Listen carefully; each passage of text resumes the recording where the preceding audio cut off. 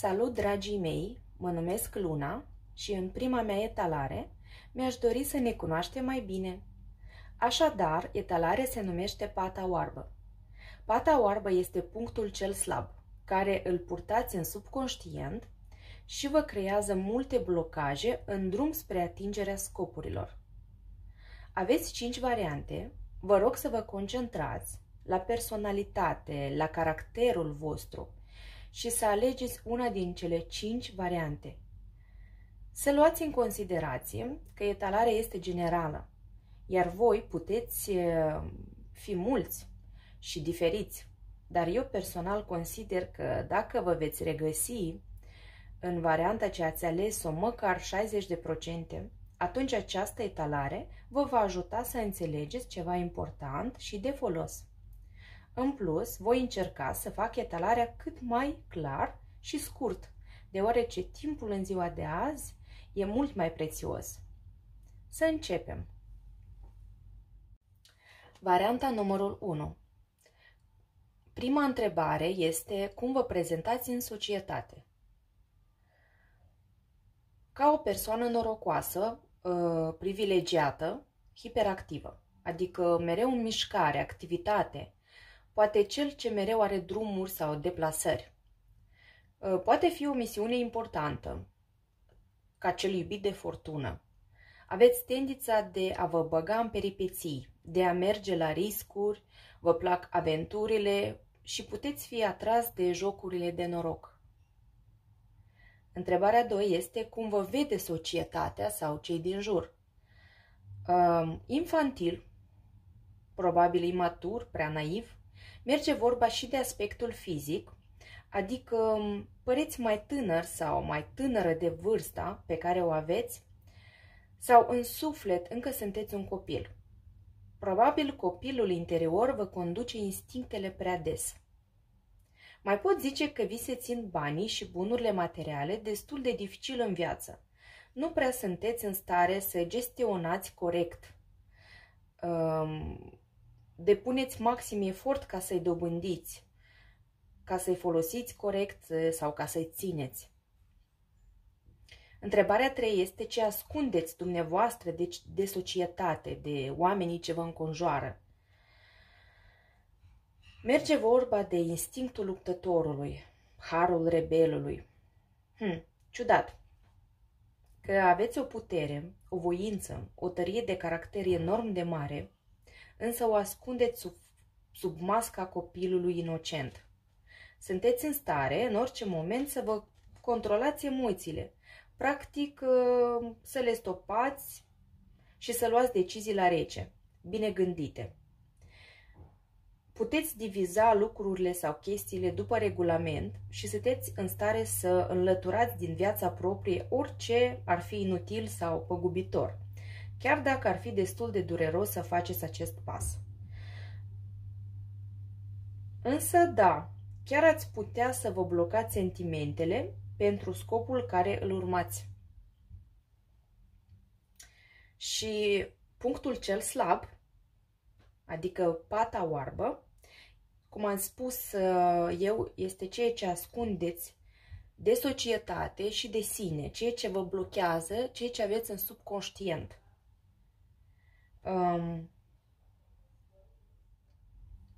Următoarea întrebare este ce ascundeți de societate și de sine însuți, adică ce se ascunde în subconștientul dumneavoastră și vă blochează drumul vieții.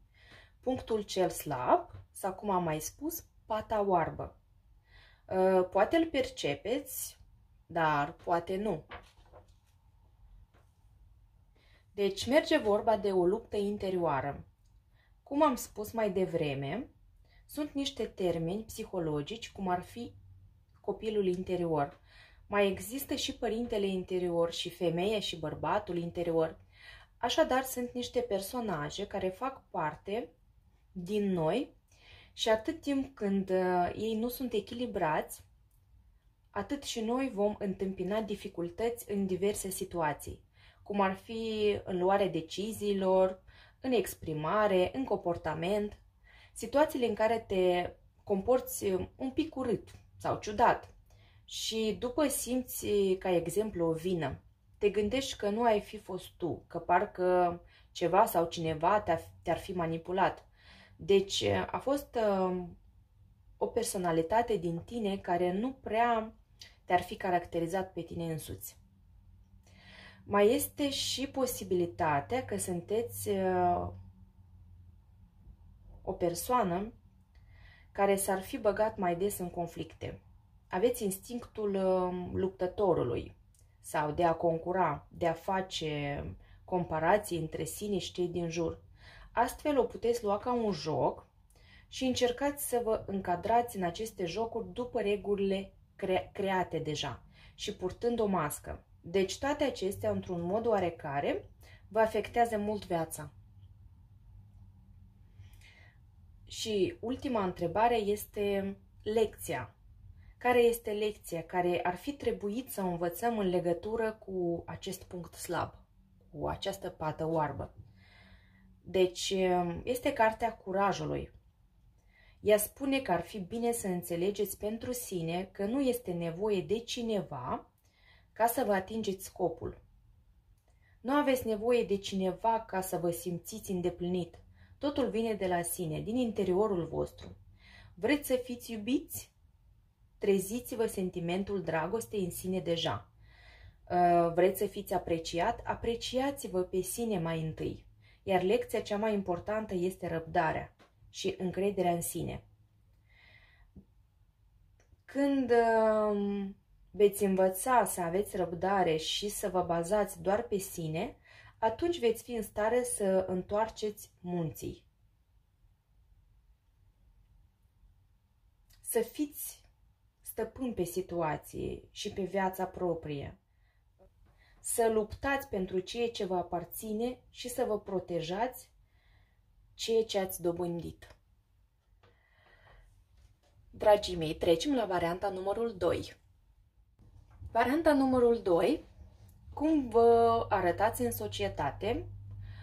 Vă prezentați în societate ca un învingător, ca un triumfator, ca cineva ce își atinge scopurile, ca cel ce aduce claritate și luminează drumul. Sunteți o persoană ce îi place să fie în centrul atenției și să fie în vizor. Iar cum vă vede lumea?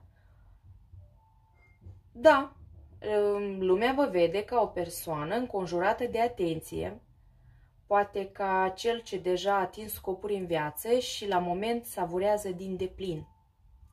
Vă mai vede ca o persoană prietenoasă, veselă, poate ca un ospitalier bun, însă țineți o distanță în relațiile cu cei din jur. V-ați creat o zonă de confort din care nu prea aveți dorința să ieșiți, ceea ce poate duce la o stagnare. Pentru unii, noul de cupe mai poate spune că acordați prea multă atenție timpului liber și distracțiilor. În relație vă convine totul și nu doriți să treceți la alt nivel, cum ar fi căsnicie, dacă nu sunteți căsătoriți, sau copii, dacă nu-i aveți, sau pur și simplu încercați să evitați problemele apărute fără să le rezolvați. Dacă merge vorba pe plan profesional, adică muncă, bani, atunci acolo aveți o problemă care nu o acceptați, nu încercați să faceți ceva schimbări, nu prea faceți mișcări. În orice caz, asta este poziția celor din jur. Haideți să vedem ce ascundeți de societate. Ce amuzant păreți! Pare unii din voi pregătiți pentru a-și ieși din această zonă de confort, iar pornindu-se la drum și făcând câțiva pași, numai ieșind din vizorul celor din jur, vă opriți. Și atât. Am impresia că nu atingeți scopul dorit sau nu ajungeți la destinație. Sigur, nu merge vorba de toți. Pentru alții e contrar. Chiar sunteți activi. Chiar atingeți scopuri. Cineva pleacă în călătorii. Cineva câștigă sume de bani mari, dar nu stabile. Cineva își trece nivelurile în viață cu pași mari, însă nu deschide cărțile pe față și nu se împărtășe cu toată lumea. Sunteți o fire puternică, rezistentă și bine protejată pe plan emoțional, adică nu prea vă afectează ce spun sau ce cred alții. Haideți să vedem care este pata oarbă, adică punctul cel slab.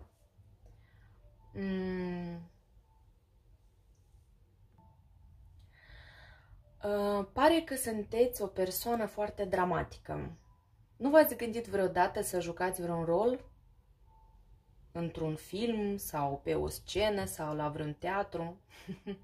De ce vă întreb? Deoarece aveți acest talent, însă în viața cotidiană vă poate crea disconfort și neplăceri cu cei din jur. Aveți tendința să dramatizați lucrurile un pic. Deci, cartea arată că este un punct slab, ce vă face viața mai dificilă. Pentru unii mai merge vorba de noroc, succes, adică când aveți prea mult noroc în viață, asta vă împiedică să evoluați. Mai poate merge vorba de un copil, adică cineva din voi prea este axat și concentrat în direcția copiilor, care probabil îi aveți, astfel uitați de voi însuți și de dorințele proprii. Și pentru cei rămași din voi, mereu îndrăgostiți, vă lăsați duși de valul acestor emoții, sentimente și deveniți vulnerabili. Poate să meargă vorba la general, adică des intrați în această ipostază sau la moment vă aflați în această stare. Și ca lecție care trebuie să o învățați și ca sfat este să vă uitați în alte puncte de vedere la situațiile apărute în legătură cu punctul vostru slab. Când apare o situație capcană, dificilă, care vă provoacă la emoții, încercați să căutați mai multe variante, dar strict cu intuiția și logica rece. Important să nu vă lăsați pe valul emoțiilor, deoarece vă lasă la pământ. Varianta numărul 3. Cum vă arătați în societate? Deci vă arătați ca o persoană de colectiv, poate de muncă sau poate sunteți profesional în ceea ce faceți sau destul de priceput. Încercați să construiți ceva în echipă, să creați ceva sau să rezolvați vreo situație sau problemă. Așadar, vă arătați în societate ca o persoană destul de activă, inițiativă și muncitoare. Iar cum vă văd cei din jur? Deci, ca o persoană complexată, legată de datorii și responsabilități și cel mai des poate să meargă vorba de familie. Adică obligațiile față de cei dragi vă leagă din strâns și vă închide calea spre dezvoltare. Mai poate să meargă vorba de propriile frici și emoții negative, adică sunteți prizonieri a propriilor convingeri, ceea ce vă împiedică să evoluați, să mergeți înainte și să atingeți scopuri. Practic singuri vă legați de mâini și de picioare, singuri vă blocați, singuri vă băgați bețe în roată și singuri evitați să mergeți înainte, să vedeți ieșirea din capcana creată de voi însuți. Pentru careva din voi, sunteți văzut la propriu în pușcărie sau la figurat închis în lumea sa. Hai să spunem introvert. În orice caz, nu prea faceți mișcări, sunteți stopat, nesigur pe sine. Ce ascundeți de cei din jur? Încercați să vă ascundeți ego-ul. Pare că sunteți un pic egoist, însă încercați să nu arătați lucrul acesta. Sau preferați să fiți în centrul atenției ca să vă simțiți cel mai important. Sunteți o fire foarte emotivă, sensibilă, pentru careva amoroasă, care ușor se dă pe valurile sentimentelor. Când încercați să faceți ceva, nu vă axați pe rezultat, ci vă atrage anume procesul. Regele de cupe mai poate spune despre un bărbat care îl ascundeți din viața voastră sau aveți calitățile lui, care le-am enumerat deja. Și mai poate merge vorba de vicii, cum ar fi probleme cu alcoolul. Acum, haideți să vedem care este pata oarbă. Deci, ascundeți o tragedie, o moarte, o lovitură, la figurat sau chiar la propriu. Aveți o traumă ce vă afectează viața foarte mult. Poate că ați uitat de ea sau încercați să nu vă gândiți la ea. Sau poate chiar acum vă simțiți strădat, epuizat. Aveți o perioadă grea, o criză, o durere, un sentiment că ar fi murit ceva din interior și mergeți spre o transformare. Pare că soarta v-a pus la pământ. Sau ați pierdut pe cineva drag din viața voastră, însă nu ați trecut peste această durere și pur și simplu ați blocat această traumă fără să o prelucrați.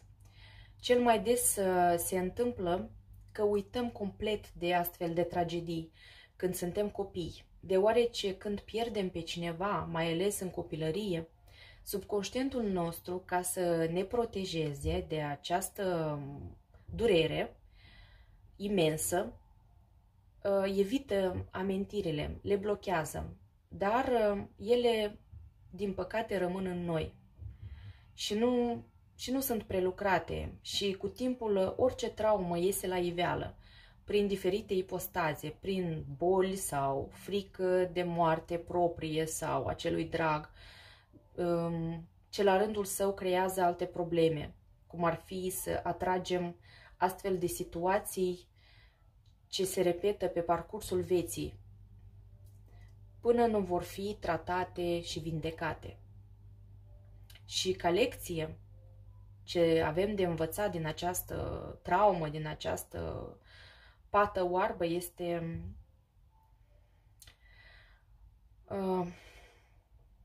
libertatea. Lecția care ar fi bine să o învățați este să rupeți cătușile care vă leagă, să fiți stăpâni pe viața sa, să vă tratați rănile, să vă înlocuiți sentimentele negative cu cele pozitive, să vă debarasați de absolut tot ce vă împiedică să vă trăiți viața astfel cum vă doriți. Dacă merge vorba de atașamente de persoane sau obiecte, e cazul să vă eliberați, deoarece orice atașament vă împiedică să vă trăiți viața astfel cum o doriți. Vă blochează să vă simțiți fericiți și să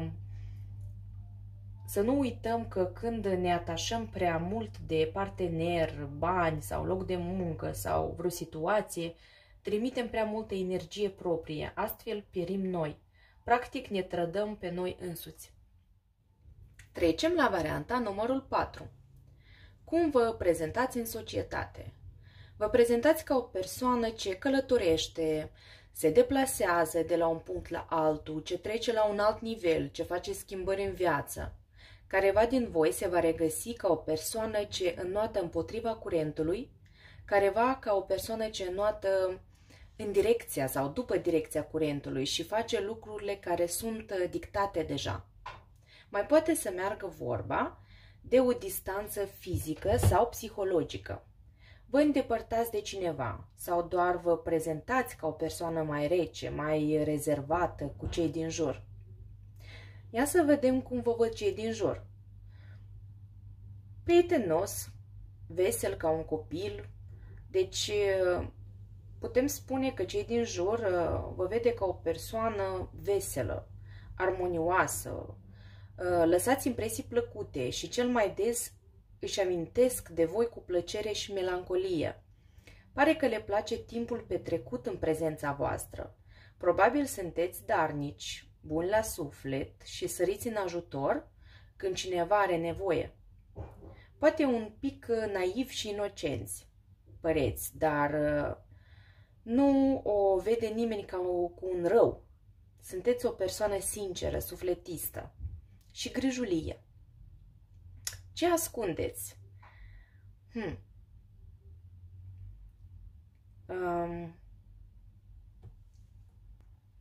Dacă merge vorba de caracter, atunci sunteți o persoană cu o moralitate înaltă, cu simțul dreptății, cu principii, onest. Dar puteți totodată să fiți răzbunător, crud, aspru, dar corect.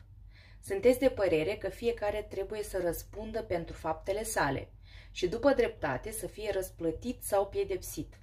Aveți o minte lucidă și cu mare ușurință observați lucrurile care nu fiecare le-ar fi observat. Dacă merge vorba de alte sfere, aveți o legătură cu statul, documente sau oamenii legii. Lucrați la stat sub o formă ascunsă sau ați avut de afacere cu legislația. Aveți treabă la general, cu judecată, cu documente, sau pur și simplu poate să meargă vorba de divorț sau ceva căsătorie. Deci tot ce ține de justiție. Haideți să vedem pata oarbă.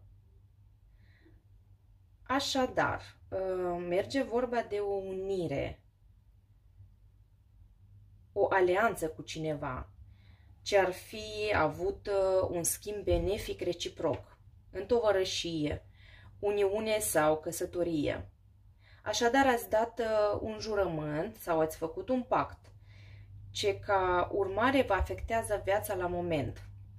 Acum pot să-mi dau seama de ce ascundeți justiția. Probabil sunteți atât de mult afectat de acest contract încât v-a apărut karma și vă pedepsește.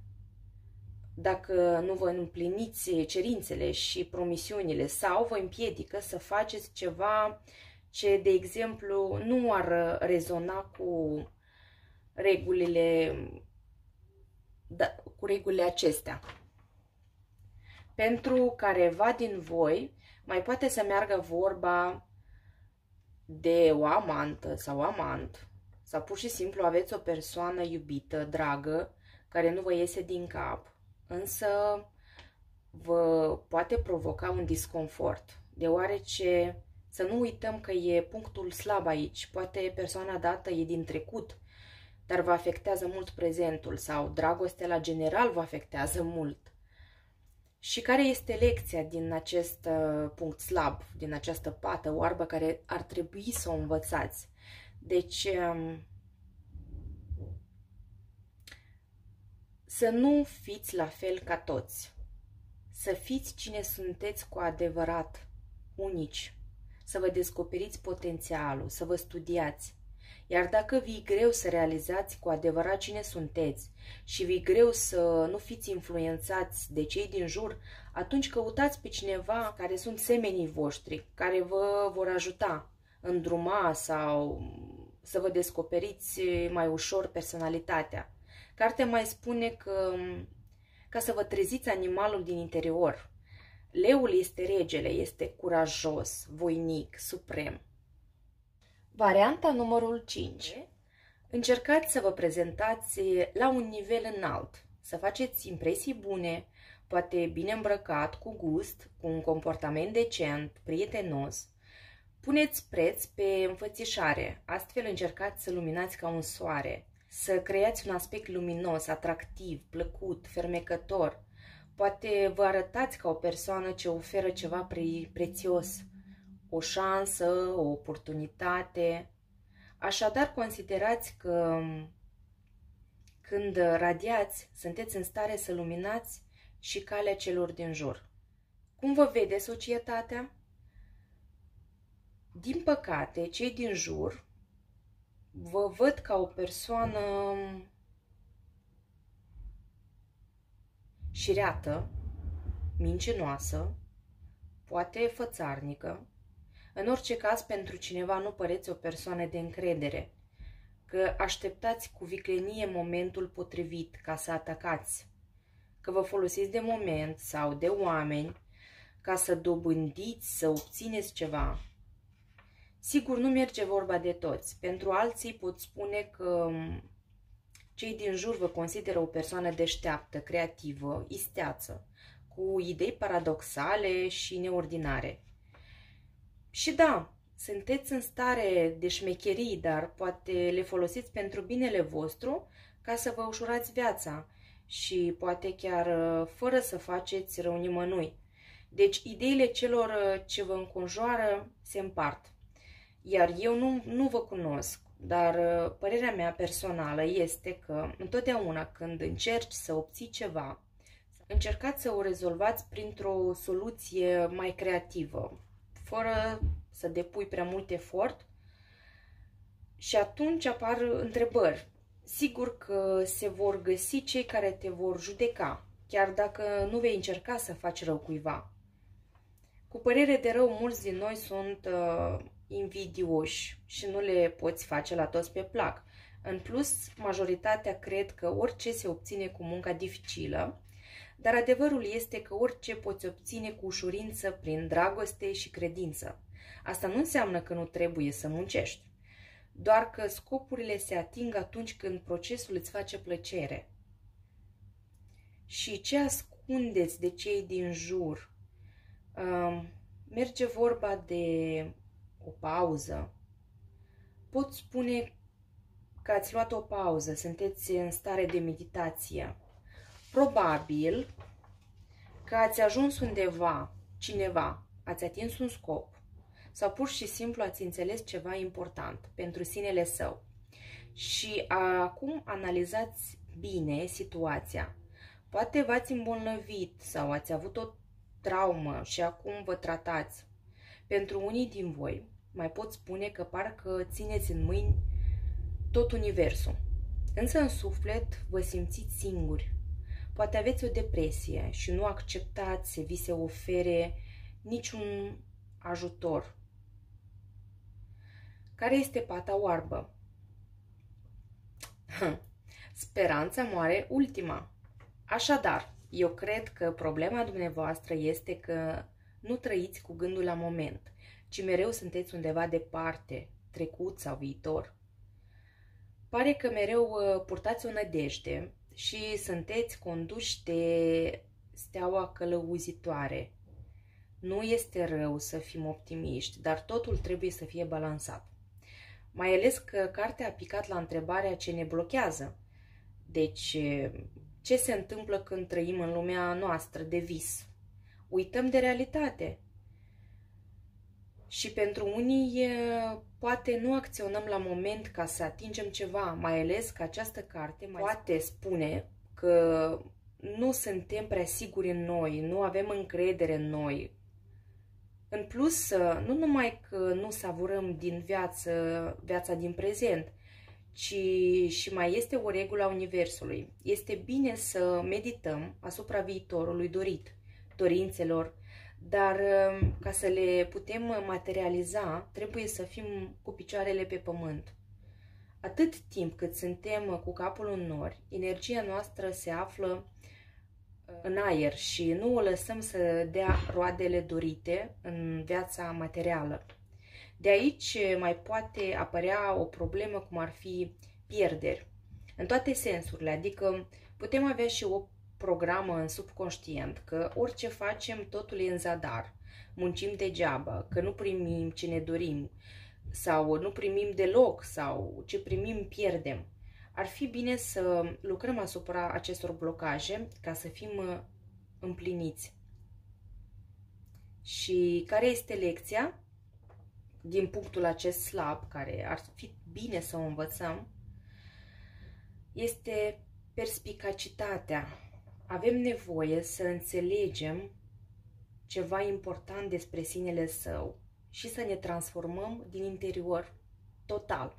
Adică să explodăm și să ne debarasăm de toate blocajele, programele negative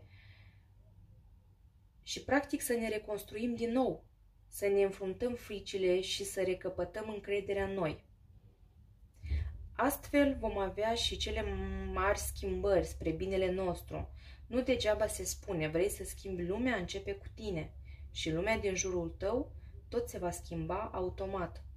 Mai pot adăuga pentru unii din voi că aveți o intuiție foarte bună și poate chiar nu o folosiți, sau un dar magic care ar fi bine să-l dezvoltați. vă va ajuta foarte mult în viață. Așadar, dragii mei, vă mulțumesc pentru atenție, vă doresc o zi bună, succes și ne revedem data viitoare!